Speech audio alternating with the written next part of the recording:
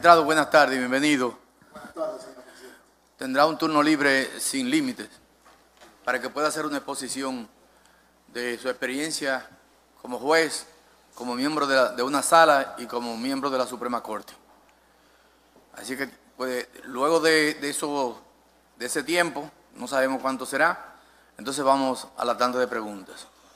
Puede hacer uso de la palabra. Muchas gracias, señor presidente. Y buenas tardes a los demás consejeros. Mi nombre es Francisco Antonio Jerez Mena. Actualmente presido la Sala Civil de la Suprema Corte de Justicia.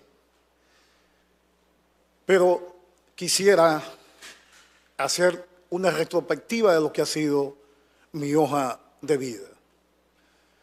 Egresado de la Escuela de Derecho de la Universidad Central del Este, posgrado en Derecho del Trabajo de la Universidad Autónoma de Santo Domingo, posgrado en Derecho Procesal Civil de la Pontificia y Católica Universidad Madre y Maestra, posgrado en Societario y Comercial de esa misma universidad,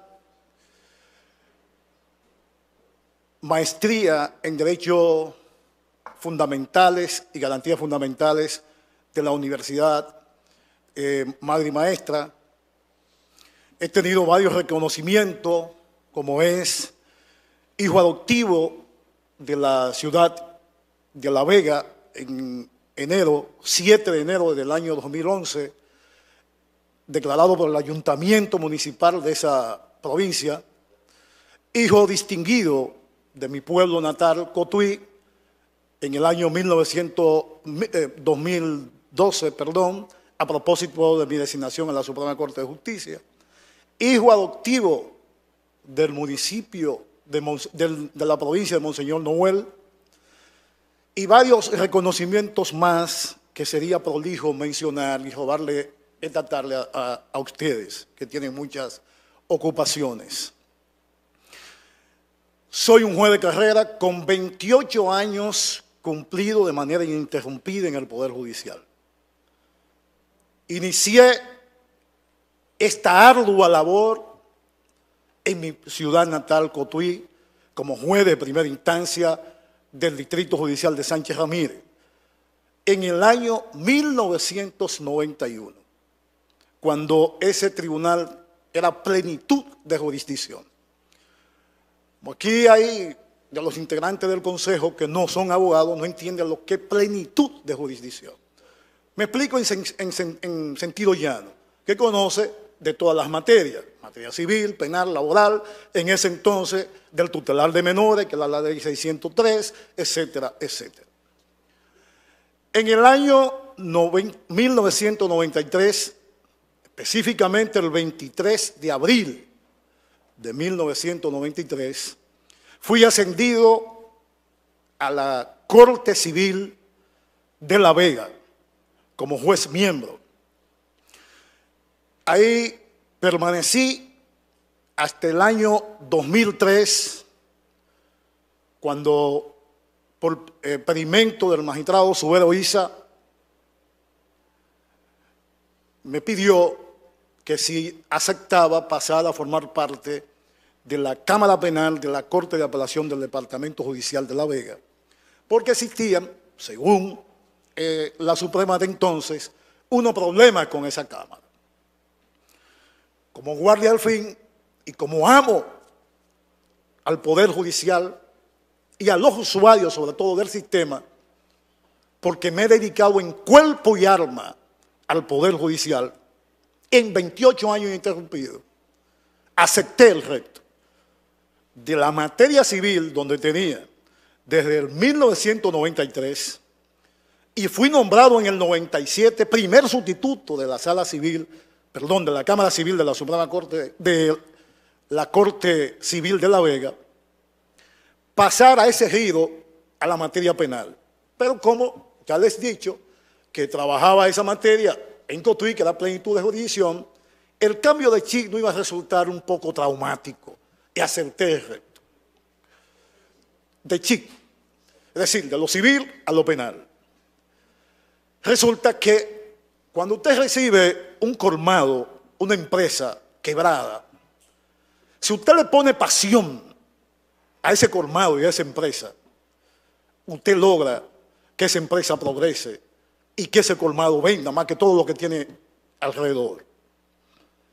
A esa corte yo le puse pasión y vida. Me entregué 7 días a la semana a trabajar de manera constante en esa corte, que estaba totalmente en el suelo.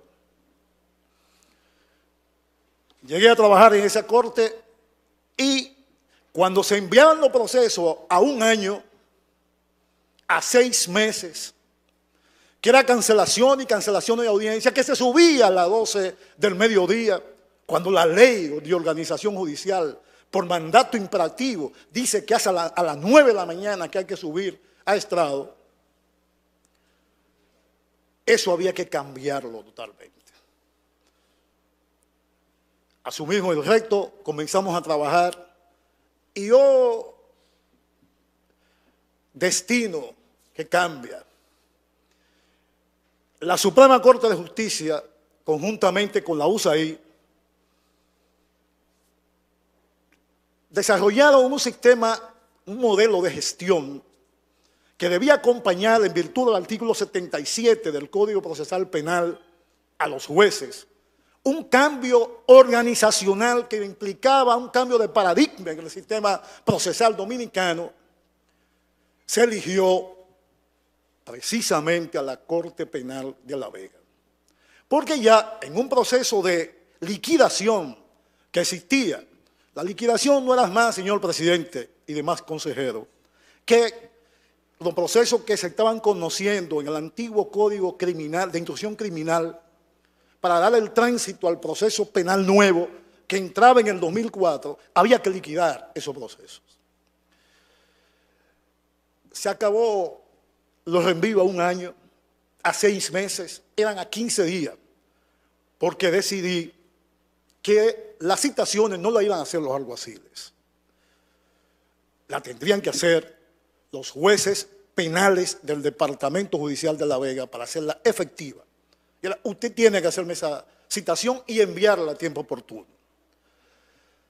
Los procesos comenzaron a conocerse, aunque de manera sacrificada, pero cuando tú luchas por tu país, trabajas por tu país, no hay tiempo, no hay horario, no hay límite que tú puedas entregar porque está entregándote a favor de los usuarios que son los destinatarios finales del valor justicia. Esa justicia de a pie, que es la justicia penal, que es la que más requiere, valga el pleonasmo, del reclamo social. Esa justicia de los pobres. Y esa justicia es a la que hay que ponerle atención. Y eso hicimos. Los números comenzaron a crecer vertiginosamente. Y por eso se eligió ese departamento para dirigir ese despacho judicial penal. Nadie creía en ese modelo porque era vuelvo y reitero, era un cambio de paradigma. Y eso tiene mucha resistencia al cambio. El ser humano, por orden natural, se resiste al cambio. Logramos que se fueran acostumbrando a ese cambio de modelo organizacional. Y en el 2010, fortuna que tiene la vida, nadie creía en ese sistema. Se le ocurre al presidente de entonces, Subero Isa, de llamarme y decirme: magistrado, vamos a participar a propósito de la cumbre iberoamericana de poderes judiciales que se celebra en Brasil, con lo que usted ha hecho ahí, ese modelo de gestión que se ha hecho. Nadie sabe.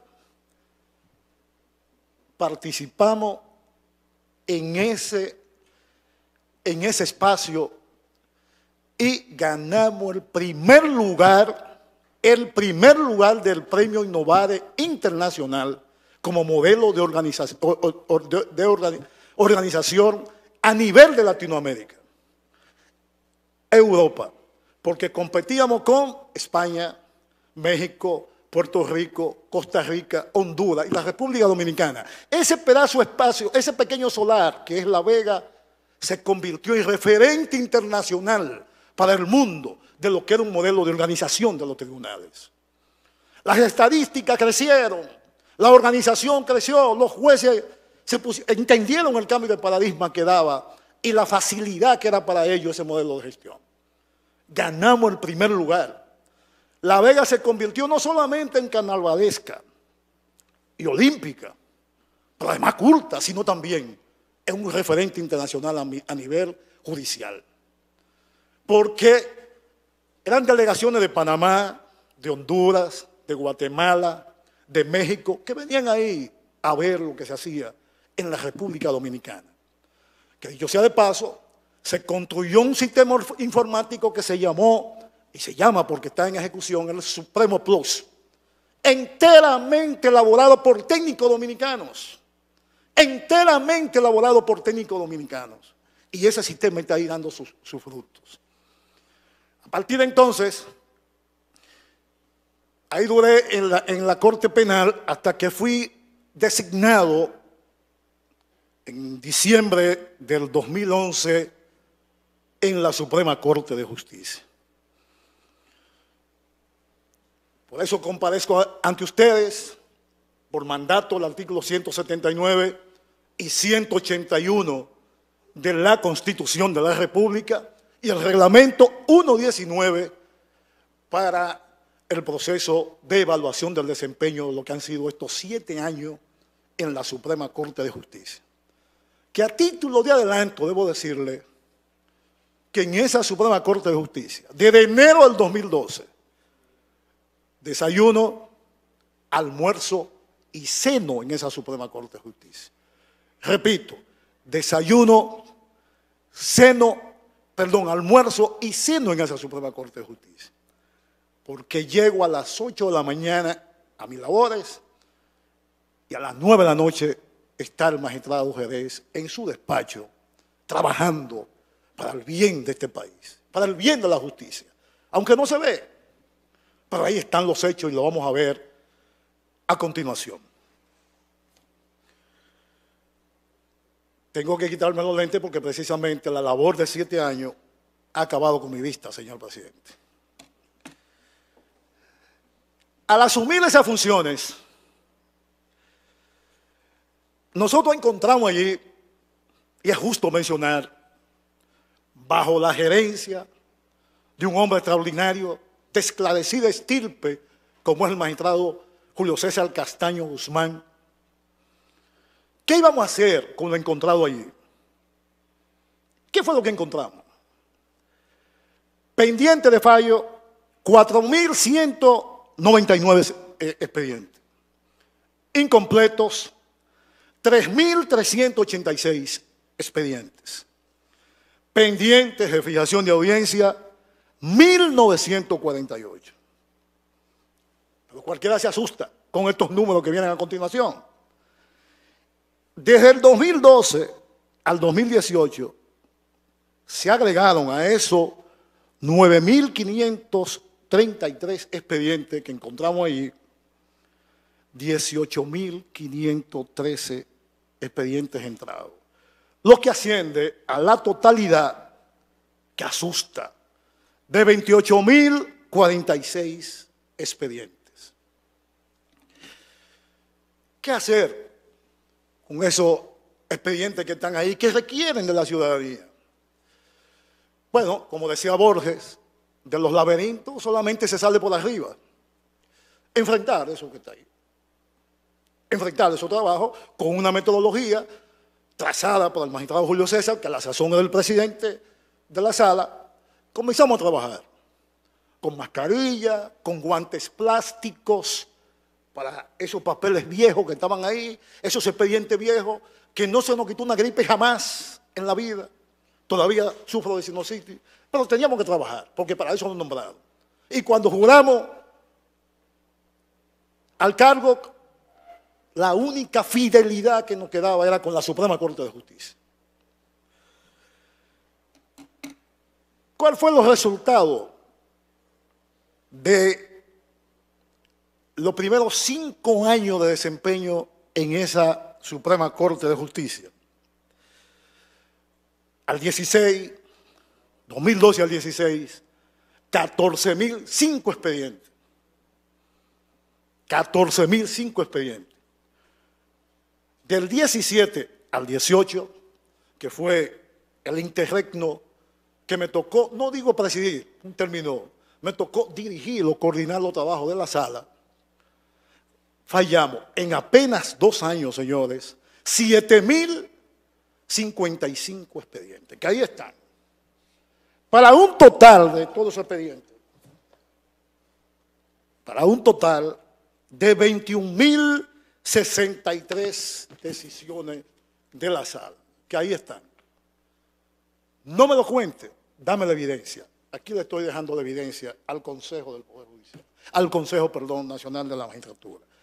¿Qué significa esto? Esto no es bulto. Aquí está la relación por expediente de cada uno de esos 21.063 que hay ahí, que ustedes lo tienen depositado porque fue recibido en la Secretaría del Tribunal. 21.000 expedientes, de los cuales quien le habla sin jactancia, sin petulancia, sino siempre empapado del perfume de la humildad, que por los efectos de su refluvio es lo que más llega.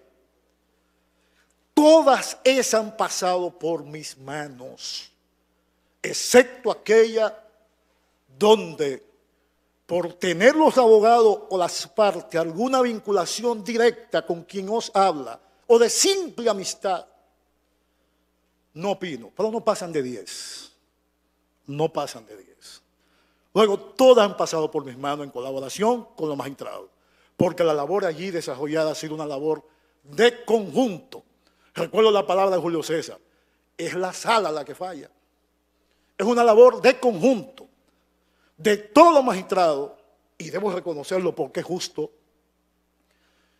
del trabajo decidido y del auxilio importante del personal humano, los recursos humanos con los que uno cuenta. Es un componente indispensable en cualquier organización que usted tenga.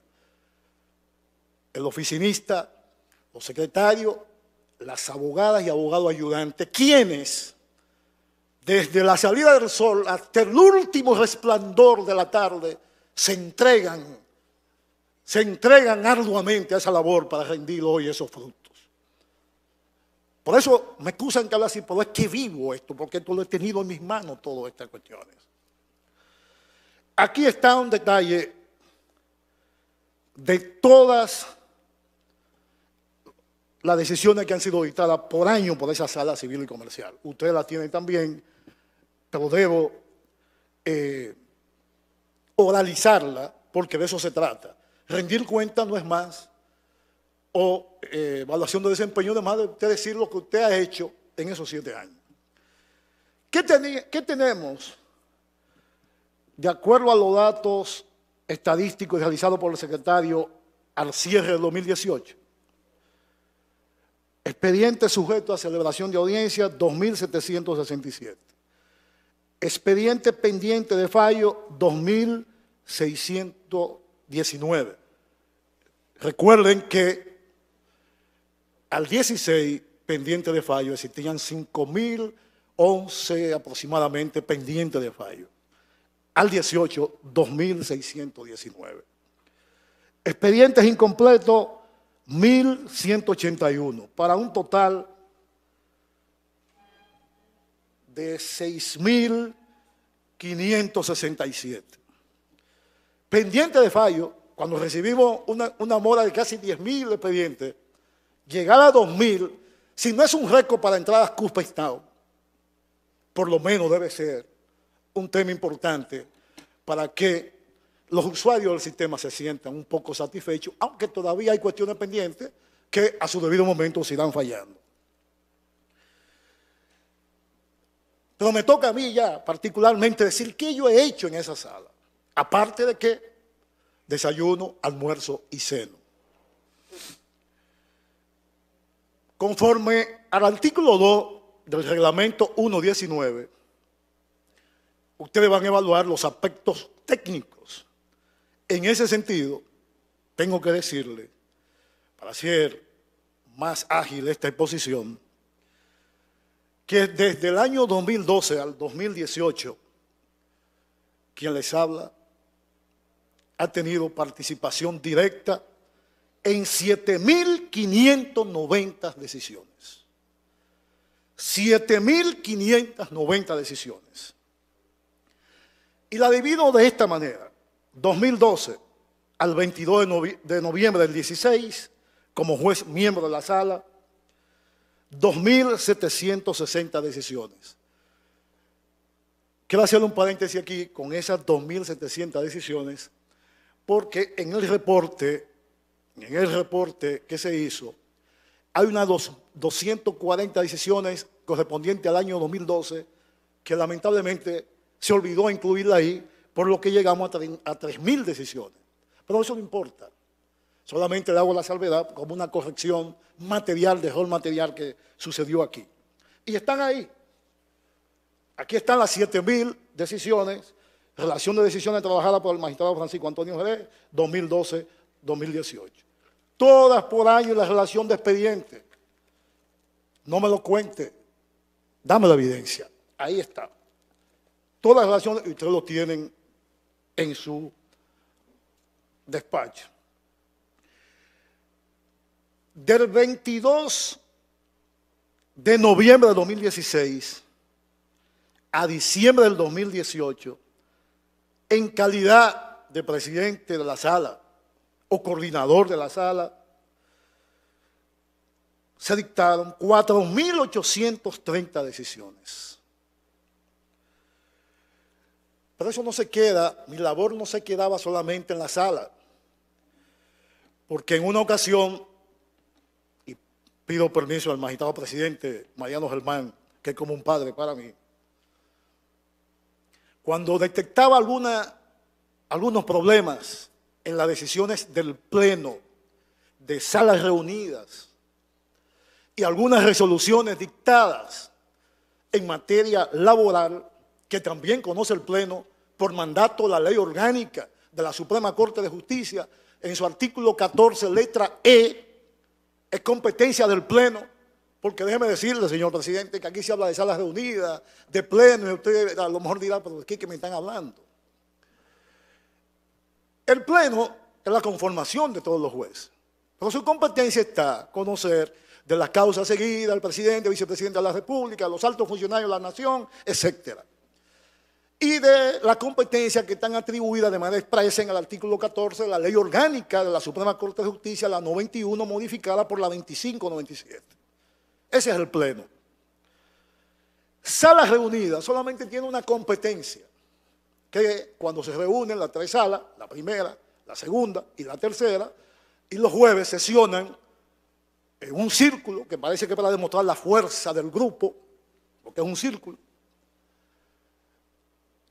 se conocen aquellos recursos de casación que van a la Suprema Corte de Justicia, nuevamente a la sala reunida, cuando se trata del mismo punto que fue alcanzado por la primera casación. Pero eso ha sido interpretado por la mayoría del Pleno diciendo que no importa el punto que sea, va a la sala reunida. Pero eso es harina de otro costal. Eso es jurisdiccional y ahí no voy a llegar. Esas decisiones de sala reunida que el presidente me pidió, revísala tú, Jerez, antes de llevarla al Pleno, aunque yo la haya visto, ascendieron a un total de 1.592 sentencias correspondientes al Pleno y salas reunidas, revisadas por mí, que eran una especie de postre los miércoles cuando yo terminaba de almorzar, porque eso había que llevarlo al Pleno al otro día. Ustedes se imaginan por qué llego hasta las 9 de la noche. Pero eso no es nada, eso no es todo. Total de proyectos de sentencia de salas reunidas, motivadas, en coordinación con el magistrado presidente, 10. Total de decisiones, incluyendo las 7.590, asciende a 10.185 decisiones que han pasado por esta vista y por las manos, pero sobre todo por el corazón de quien os habla.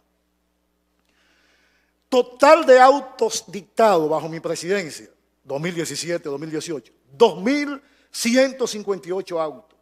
Comisiones rogatorias, eso es cuando coordinación con alguna entidad internacional, piden comisión rogatoria a la Suprema Corte de Justicia para ejecutar cualquier tipo de acto de notificación, de cualquier interrogatorio que se quiera hacer fuera del país.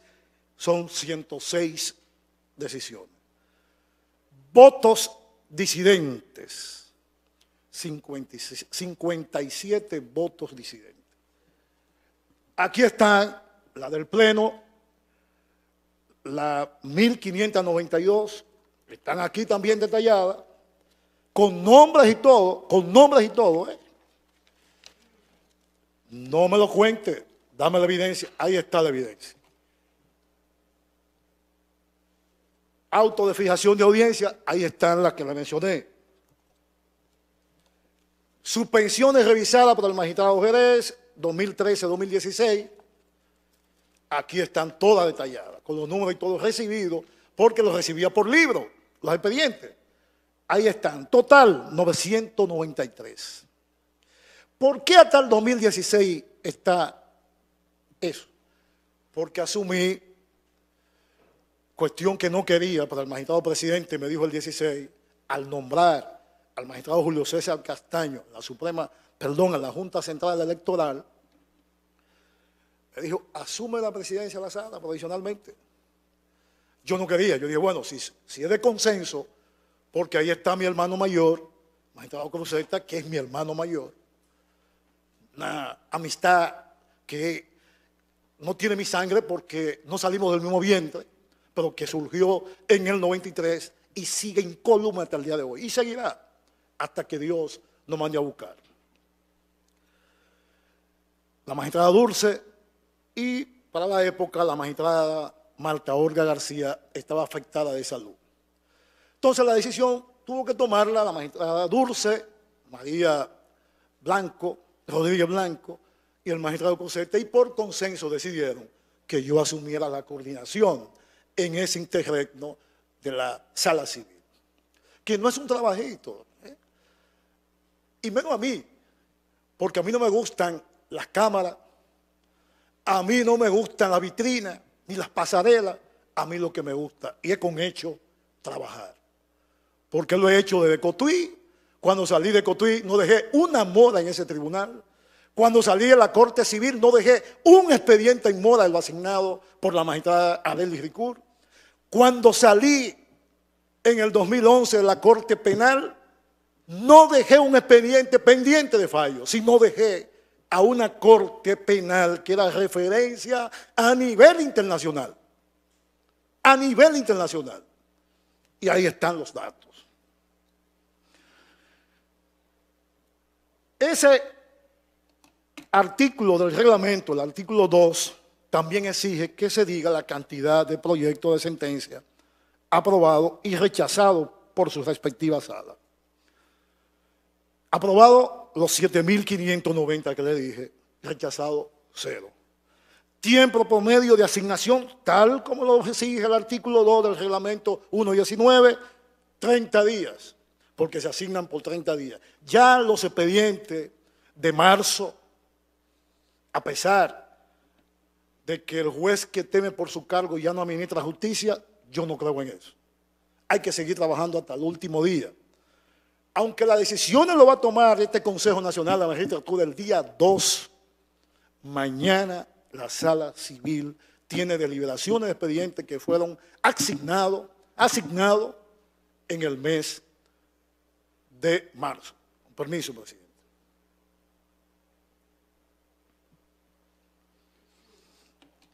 Sigue el reglamento en su artículo 2 exigiendo expediente asignado por su respectiva sala y no presentado al pleno de esta para su decisión.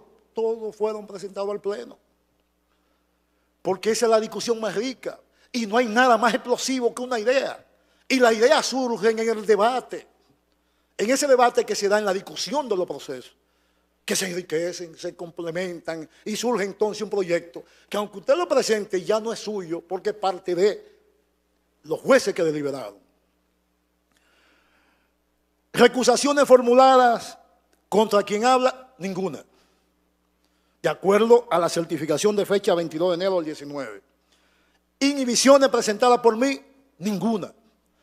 Vuelvo y reitero, paréntesis, aquellos casos que voluntariamente yo no opino porque hay un abogado, familia de mi esposa, familia mía, hay una persona que conozco bastante y no quiero figurar en esos casos, o tiene algún vínculo familiar con quien os habla, y para no entorpecer el conocimiento rápido y oportuno de ese caso, que tenga que ir a pleno a conocerse, voluntariamente no opino en ese caso.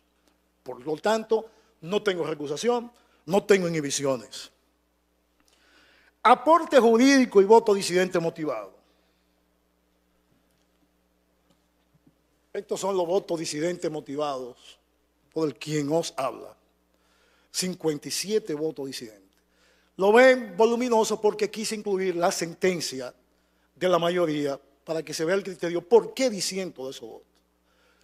No por simple alegría, ni por querer molestar, sino porque entiendo que la opinión de la mayoría no es la más correcta y como en todos los tribunales del mundo se reconoce ese derecho democrático que tiene cada juez de expresar, de someter a la crítica su pensamiento, porque es la única manera de que el pensamiento crece, sobre todo el pensamiento jurídico. Someto con mi voto disidente a la crítica mi pensamiento en cada una de esas expresiones.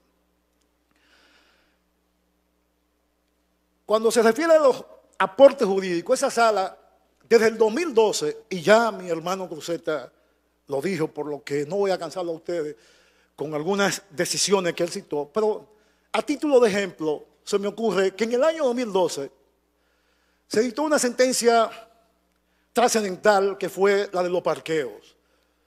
La cuestión del hospedaje, del hotel, el parqueo que implica toda una complejidad de seguridad que tiene que dar también al que va a esa institución por razones de seguridad y hay su vehículo aparcado y para evitar que se lo puedan sustraer. Y le dan un ticket, que lo mencionaba el magistrado Cruzeta. En el 2012 también se dictó una sentencia donde se declaró la imprescriptibilidad de la acción de paternidad. Antes del Tribunal Constitucional decir que era imprescriptible la acción, ya la Sala Civil en el 2012 lo había dicho. Lo había dicho en el 2012. Está la sentencia también del 2012, creo que de mayo del 2012, donde se cambió un viraje jurisprudencial sobre los gastos y honorarios, que su artículo 11 establece que no serán susceptibles de ningún recurso ordinario ni extraordinario. La Suprema anterior tenía el criterio que, aunque ese texto dijera que no era ni ordinario ni extraordinario, no incluía el recurso de casación. Pero el recurso de casación es el recurso extraordinario por antonomasia. Es el recurso modélico de extraordinario. La Suprema Corte de Justicia, su Sala Civil, dijo, no es susceptible de ningún recurso. La sentencia de los intereses, que cuando se derogó el Código Financiero y Monetario y Financiero, se quedó como un vacío, con un espacio de sombra en el horizonte jurídico dominicano. ¿Y qué hacer con los intereses? No existen. La Sala Civil dijo que los jueces están en el poder de fijar intereses compensatorios por aquello de la reparación integral en materia de responsabilidad civil. Y hay una serie de sentencias que, por razones de tiempo, quizá no pueda desarrollar, pero sí recuerdo una del 2013, de enero, creo que Mueble del Oriente y la Colonial de Seguro, si mal no recuerdo, donde la Sala Civil tuvo la oportunidad de quitarle el corcho a un tapón de expedientes que existían ahí, que eran inadmisibles por el monto porque no sobrepasaban los 200 salarios mínimos establecidos en la Ley 491. Pero no se había abordado el asunto de la inconstitucionalidad que se pedía en cada uno de esos expedientes, porque decía que el recurso de casación era constitucional. A nuestro juicio, un graso error, porque cuando la Constitución tanto la anterior como esta, dice que el recurso de casación es competencia de la Suprema Corte de Justicia conocer el recurso de casación de conformidad con la ley. Fíjese bien que dice de conformidad con la ley, lo que implica que es de configuración legal, que el legislador lo puede limitar cuantas veces lo entienda, compatible con la naturaleza del asunto. Y eso hizo esa sentencia. Decir que el hecho de que se fijaran 200 salarios mínimos no atentaba contra el contenido esencial del recurso de casación. Que se estuviese o no de acuerdo con el monto, si es elevado o no, que fue lo que dio al traste con una sentencia del Tribunal Constitucional que declaró inconstitucional y sacó del ordenamiento jurídico esa disposición legal por el asunto de proporcionalidad, eso es otra cosa. Pero en España, para usted poder acceder a un recurso de casación, tiene que pagar, el monto tiene que sobrepasar los 300.000 euros. En Uruguay tiene límite el recurso. No recuerdo el monto que es, pero si hay dos sentencias congruentes, tanto de primer grado como de segundo grado, el recurso está cerrado. Pero aquí no se le quiere poner límite y por eso es que llega esa cantidad de expedientes a esa sala, que humanamente es imposible para los 5 jueces que formamos parte de esa sala civil y del personal que tenemos atrás. Hay que poner límite. Por eso este problema hay que abordarlo de manera holística. No basta con el trabajo decidido de los jueces de la Suprema. También necesitamos, y de hecho lo hicimos en el 16, que elaboramos un proyecto de ley de emergencia al dictarse la sentencia del Tribunal Constitucional que dio un mandato al Senado para que en un año dictara esa norma.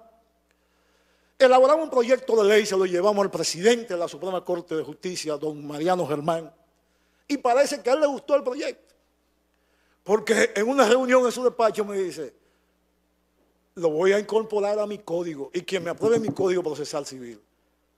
Por eso digo que a él le gustó, yo incorporó a su código. Pero era una reforma sustancial, ¿de qué? Para acabar con los incompletos, para acabar con esa cuestión innecesaria del defecto, las exclusiones, para acabar con esa audiencia que no tiene sentido, para que el proceso se ligue en el tribunal que dictó la sentencia y no que culmine llenando los anaqueles de la Secretaría General de la Suprema Corte de Justicia de papeles.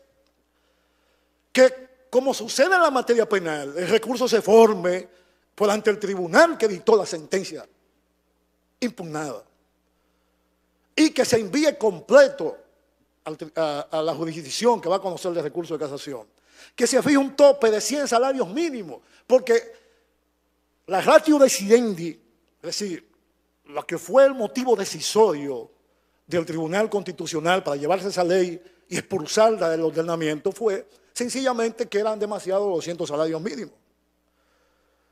Los 200 salarios mínimos. De manera que es una labor holística, repito, que implica, y gracias a Dios que aquí están reunidos los 3 poderes del Estado, como decía el magistrado Cruzeta, y que quizás se pueda abordar esto, tanto en lo legislativo y con la ayuda de la Suprema Corte de Justicia. Ese reglamento también me pide, ya estoy terminando, presidente, participación en programas de educación continuada en la escuela. Yo fui docente de la escuela de varias universidades del país, pero en el 96 tuve que dejar la escuela de la judicatura, en el 2006, perdón, y todas las universidades, porque tuve que dedicarme en cuerpo y alma al modelo de gestión de despacho penal de La Vega. Para hablar, tuve que dejar todo, porque tengo que dedicarme en cuerpo, corazón y alma a la sala civil, que es mi gran responsabilidad, como hombre, como profesional y como hombre comprometido con este país. Son los 7 días de la semana. Ahí trabajan hasta los sábados los empleados. Yo he ido sábados. No voy casi todos los sábados porque tengo que trasladarme los viernes a mi domicilio principal, que está en La Vega. Y los domingos tengo que ir a almorzar con los viejos. Perdón, con los viejos. Con la vieja actualmente, porque lamentablemente le dimos cristiana sepultura a mi padre el 31 de diciembre del próximo pasado.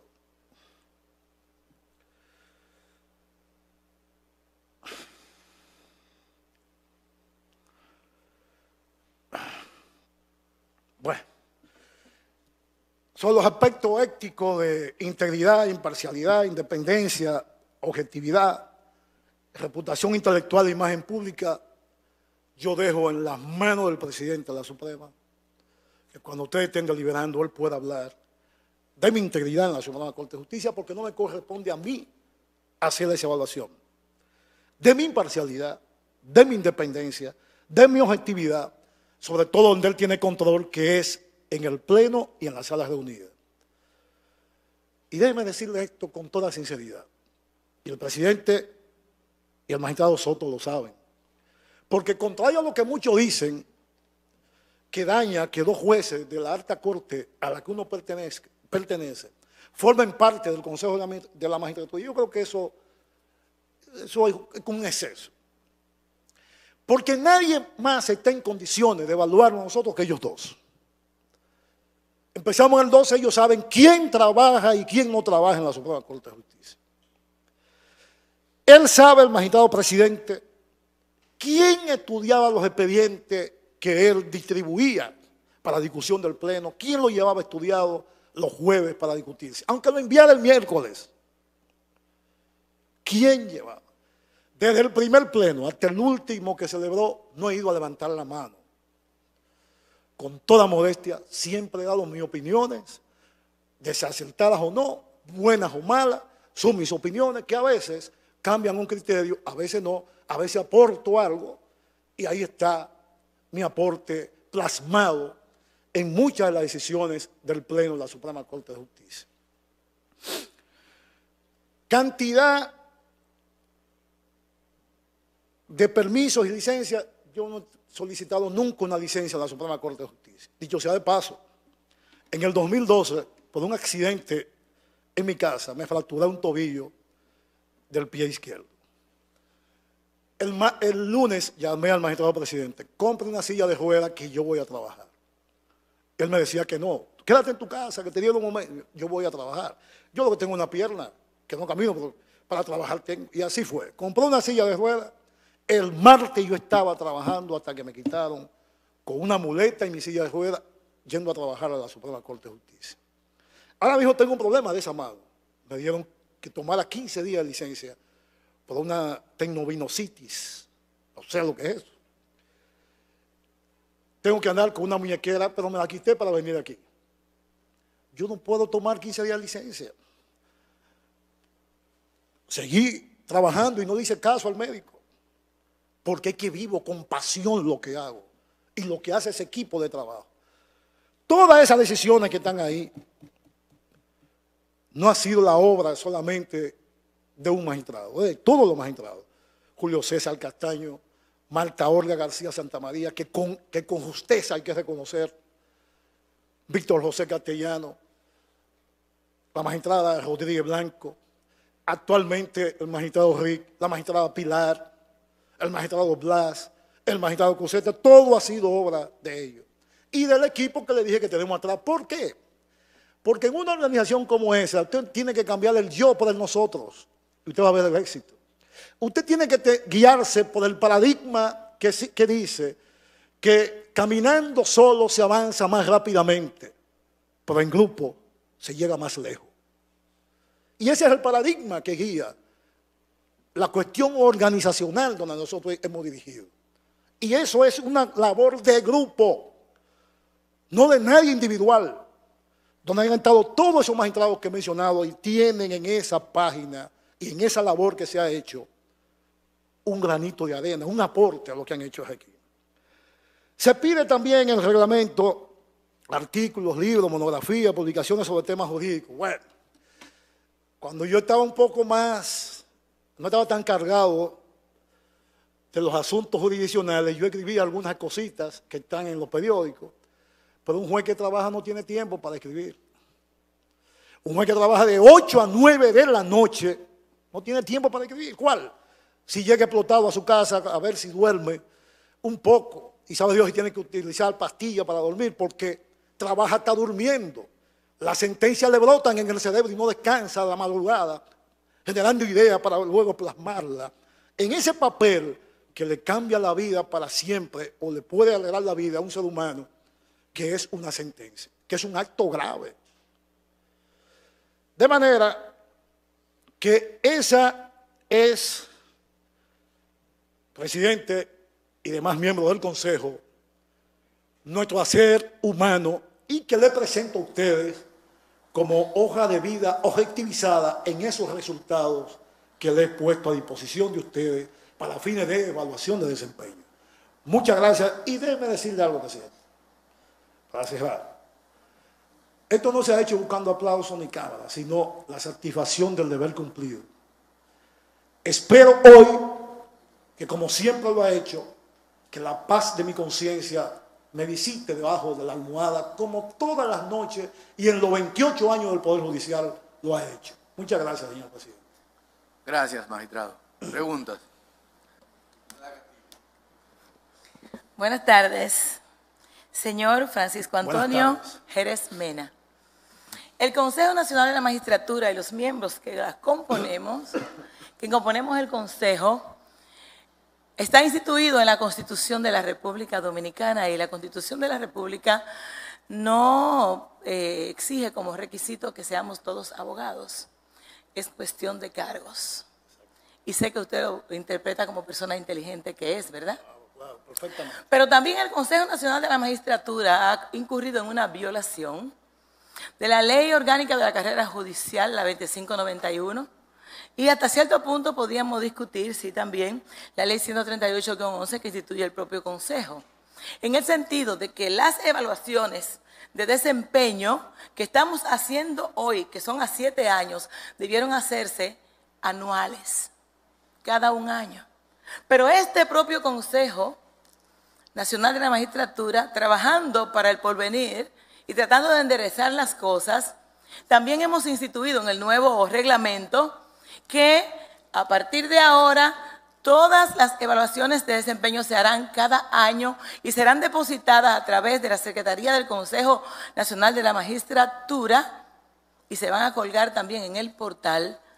O sea, lo que debimos hacer es ahora, cuando vamos a comenzar después de ustedes. Lo que implica que vamos a decir, ese cúmulo de números fríos que se dan en esos reportes, a mí me preocupan sobremanera. Porque lo primero es que los criterios sobre los cuales están fundamentados son difusos. Y además, se reporta a 7 años tanto material, aun cuando, claro está, a 7 años las eficiencias son evidentes. Yo quiero a usted preguntarle algo. Y hemos escuchado que usted es un trabajador insistente, que desayuna, almuerza y cena en su trabajo y que le dedica mayor parte del tiempo, hasta los sábados, a sus labores. Yo lo felicito por eso.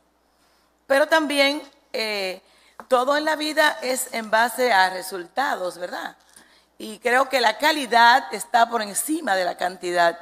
Por eso yo creo que más cualitativa debe ser el resultado de cada uno de los reportes que ustedes pudieran presentar aquí.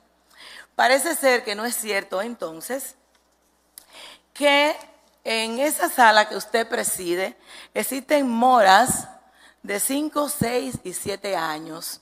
¿Usted podría explicar eso, si es cierto, o cómo se explica esta situación? Sencillamente, honorable diputada, nosotros desarrollamos en el 16 un plan de descongestionamiento de los expedientes viejos para ir acompañado de los nuevos, con una especie de acordeón para buscar un punto de encuentro entre esos expedientes. Desde el año 1983 habían expedientes pendientes de fallo de la Suprema Corte de Justicia. Es una moda histórica, no es culpa de la anterior administración, no es culpa de la actual, es culpa del propio sistema, que yo le pedía, con grito parecido a hosanna, que la decisión hay que tomarla de manera holística. Queremos el concurso de ustedes, los legisladores, para evitar y nos ayuden a controlar esa moda. El concurso de jueces que vayan a trabajar a la Suprema Corte de Justicia, que no vayan a pensionarse a la Suprema cuando llegan. Ya yo llegué y no voy a trabajar. Que vayan a trabajar, porque ahí hay que trabajar de verdad. Es cierto que hay expedientes del 83, encontramos ahí, es más, si mal no recuerdo, creo que había uno hasta del 90 y tanto, que en el proceso de descongestionamiento y de liquidación, que es un proceso que, gracias al magistrado presidente y al Consejo, se aprobó en diciembre del 16, que ha contribuido bastante al descongestionamiento de esa sala. Al extremo que usted vio los números fríos, pero que están ahí, son comprobables, donde en los 2 años de liquidación, 2017, 2018, se han fallado 7.055 expedientes que corresponden a ese proceso. 7 años. En 2 años. En 7 años le dije que son 21.063. Le había dicho también que en los 5 años eran 14.005 expedientes. En la totalidad, la suma de los dos llega a 21.063. Es una labor que se ha hecho. Vamos caminando a pasos cuadrados o con neumático cuadrado, pero llegaremos. Si seguimos con ese ritmo de trabajo, y que me excuse el señor presidente que le voy a robar un eslogan, y si el Consejo entiende que esa labor que se ha hecho es merecedora de que uno continúe en la Suprema, vamos por más. Vamos por más. Y yo creo que lo podemos lograr. Porque si el hombre es capaz de volar como las aves y de nadar como los peces, es capaz de todo. Y con alas en los pies y fuego en el corazón, yo creo que se puede enfrentar esa moda. Con varias ayudas, yo creo que se puede enfrentar. Porque, ¿qué es lo que tenemos pendiente? 2.000 y pico de expedientes. Si en 2 años llegamos a 7.055, y lo que nos quedan pendientes de fallos son 2.000 y pico, podemos abordarla esa moda. Pero probablemente esos que quedan pendientes de fallo no tienen 5, 6 y 7 años. Entonces, avancemos, porque probablemente hay gente que está muriendo ya, que está muy viejita y que precisamente está esperando los fallos de ustedes. Así que avancemos, trabajemos más. Honorable diputado, usted no sabe el dolor, la fractura quizá de la fibra más sensible de mi corazón cuando llegan usuarios que tienen ese problema. Personas mutiladas. Exacto. De las extremidades superiores e inferiores. Y de la esperanza. Esperando justicia por 5 años, 6 años. Sí. Y mutiladas de la esperanza. Personas quemadas, personas con cáncer que quieren ver un asunto sencillo, pero que a cualquiera le trastorne el alma, un divorcio, pero que tiene 5 años pendientes en los archivos. Y que van y te visitan. Yo tengo una anécdota que la quiero contar. Yo tuve en 2016 personas que iban a mi despacho. Yo no tengo ese protocolo para recibir al ciudadano. ¿Por qué? Porque el Palacio de Justicia es la casa del pueblo. Esa es la casa del pueblo, hay que recibir a todo el mundo. Que iban y me decían, a mí me mandó Dios a este despacho para que se agilice mi expediente. Y eran cosas que se mandaban a buscar inmediatamente en archivo. Y yo le decía, vengan el miércoles, porque hay lecturas los miércoles, que eso va a estar resuelto. Cuando veo que eran cosas muy sencillas. Ahora, hay casos complejos, porque abordar un expediente en materia civil no es lo mismo, con todo respeto, que la materia laboral, que la materia procesal penal, porque ahí hay complejidades. Y eso hay que verlo con detenimiento, porque cualquier patrimonio se puede ir a pique con un error que se pueda cometer en una sentencia. Y eso hay que cuidarlo, porque eso también está vinculado a algo que no podemos jugar nunca, que es la seguridad jurídica, que atrae inversiones extranjeras a nuestro país. Gracias. Gracias. No hay más preguntas. Gracias, presidente.